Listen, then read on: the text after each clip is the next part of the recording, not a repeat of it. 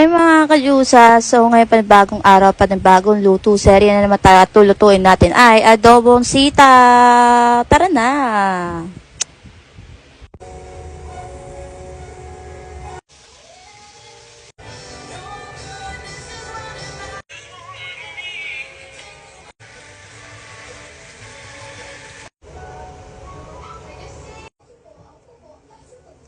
Luto na mga kadyusa ang ating adobong sitaw. Masarap!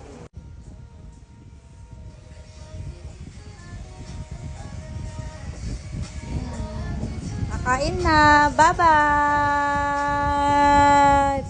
Samahan niyo ako magpanggap na pagiging IT student. Talaga naman.